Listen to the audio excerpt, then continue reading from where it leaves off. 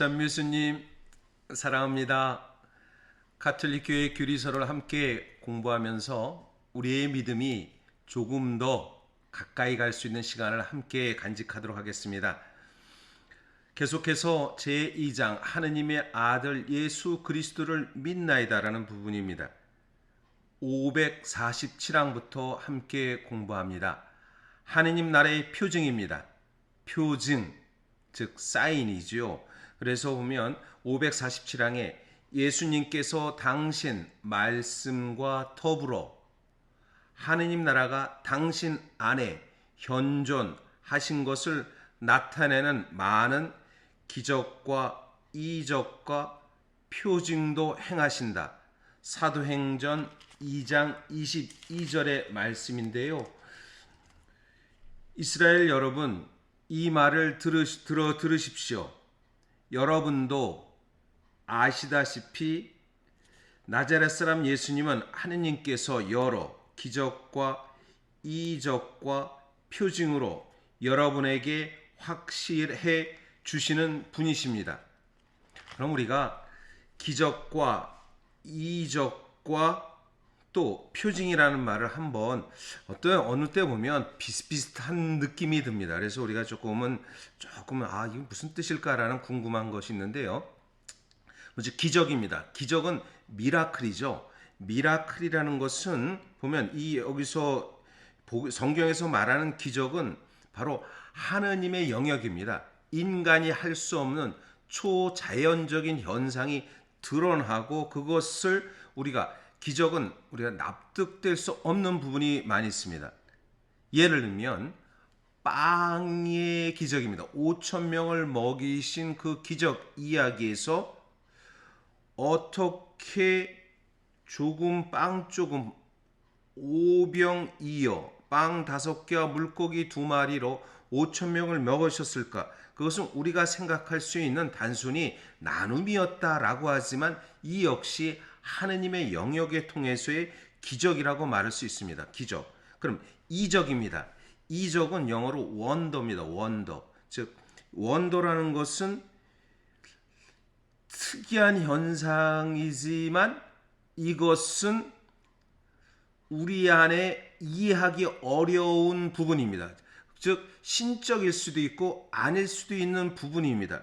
예를 들면 그겁니다. 무리를 거르신 예수님이다 했을 때 사실 이것은 신기한 일이면서도 하느님의 영역이면서도 놀라움입니다. 즉 원더라는 표현은 놀라움이라고 말할 수 있고요. 또 한편 성경에서 가장 많이 보여주는 그 표징입니다. 즉 표징은 사인입니다.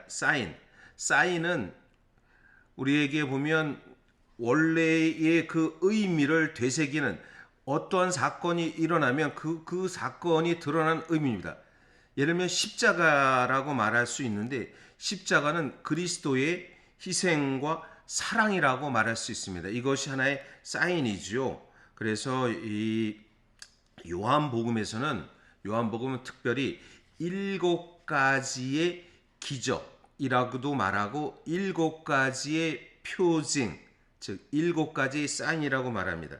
요한복음의 7가지 이야기에서는 요한복음 2장에 처음으로 나타나는 물로써 포도주를 만드는 그 이야기에서 혼인잔치의 비유인데요. 그 이야기를 통해서는 바로 하느님 나라를 상징하는 또 종말로 된 이야기지만 이것이 하나의 사인일 수도 있고 또 물이 포도주로 바뀌었다는 것은 기적일 수도 있습니다. 그러니까 기적과 사인인데 요한복음은 단순한 기적의 현상이 중요한 것이 아니라 사인입니다. 요한복음 저자가 하느님의 아들 예수 그리스도가 우리의 구세주이고 메시아이심을 가리키는 그 사인이 있기 때문에 7가지의 사인이라고 말합니다. 첫 번째, 물을 포도주로 바꾸는 혼인잔치 이야기. 그리고 요한복음 4장에서 왕실 그 관리 아들을 치유하는 이야기. 그리고 세 번째, 요한복음 5장에서 그 38년 동안 병자가 치유되는 이야기. 그리고 6장에서는 5,000명을 먹이시는 이야기. 그리고 또 요한복음 6장에서 또 한편 그 예수님께서 무리를 걸으시는 이야기, 그리고 또 이어서 9장인가요? 요한복음 9장에서 무리를 걸으신 이야기 다음으로 나오는데, 여기에는 눈을 못 보는, 9장에서 눈을 보지 못하는 시각장애인이 눈을 보게 되는 그 이야기를 이렇게 얘기합니다. 그리고 마지막 7번째는 나자로의 소생입니다. 나자로를 다시 살리시는 이야기, 요한복음 11장에서 나옵니다. 요한복음 전체가 21장이면서 그 가운데까지, 즉 요한복음 11장까지 7가지의 그 표징의 이야기가 나옵니다. 그래서 이처럼 성경에서 기적과 이적과 표징으로 행하셨다, 예수님께서 이렇게 말하는 것입니다. 그래서 우리 안에 어때 두 가지입니다. 이적과 기적은 약간 좀 정확히 명확하게 규정을 내리기는 어렵습니다. 그러나 한 가지는 기적이라고 했을 때 신의 영역, 하느님의 영역이다라는 것을 이해하면 되고요. 이적은 놀라운 일이 일어났다, 경이로운 일이 일어났다라는 것을 이적이라고 말하고, 또 표징은 그 안에 감추어진 뜻이 그 안에 있다라고 하면 이해하시면 되겠습니다. 이러한 것들이 예수님께서 바로 예고된 메시아라는 것을 증언합니다. 이 요한복음, 죄송합니다. 루카복음 7장 18절에 세례자 요한이 이 얘기합니다.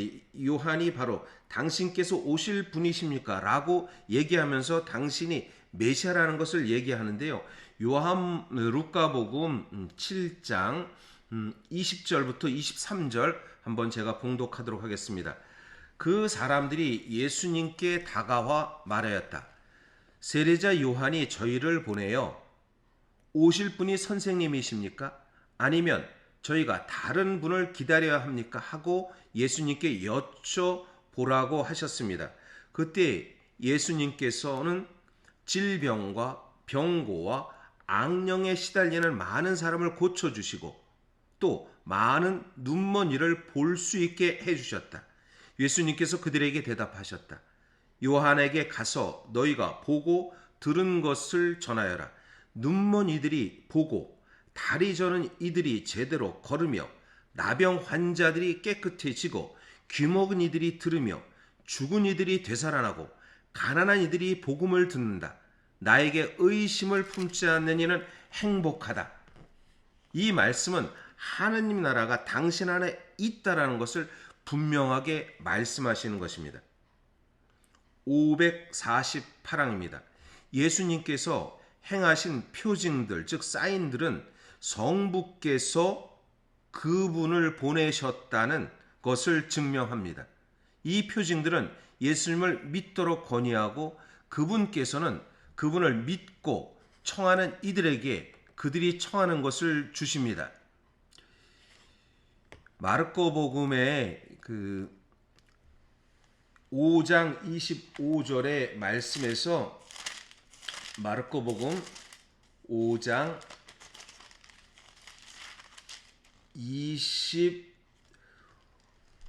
25절에 바로 아야로 딸을 살리시는 이야기에서도 보이시듯이 바로 당신의 힘을, 권능을 보여주고 그 기적을 청하는 이에게 이렇게 들어줍니다. 그러므로 기적들은 성부의 일을 수행하시는 분에 대한 신앙을 굳건하게 합니다. 기적들은 그분께서 하느님의 아들이시라는 것을 증언합니다. 그러나 그것들은 또한 걸려 넘어지는 기회가 될 수도 있습니다. 기적은 호기심이나 마술적인 욕망을 채워주기 위한 것들이 아닙니다. 그것의 분명한 기적들을 보여줌으로써 예수님께서 어떠한 이들은 예수님을 배척하기도 하고 심지어 마귀의 힘으로 빌려왔다고 비난하기도 합니다. 예수님의 행한 기적은 당신 자신이 하느님의 아들임을 말씀하시는 것이지 절대 마귀의 이야기는 아닌데 사람들에게는 그러한 이야기라고 생각하는 것입니다. 즉 마르코복음 3장 22절에 예수님의 친척들이 소문을 듣고 그분을 붙잡으러 갔다. 그들은 예수님께서 미쳤다고 생각하였다 라고까지 이야기를 한다는 것이죠. 네, 하느님 나라의 표징의 이야기를 또 이어서 다음 시간에도 계속 이어서 함께 하도록 하겠습니다. 네, 오늘도 주님 안에서 행복한 하루가 되시기를 바라겠습니다.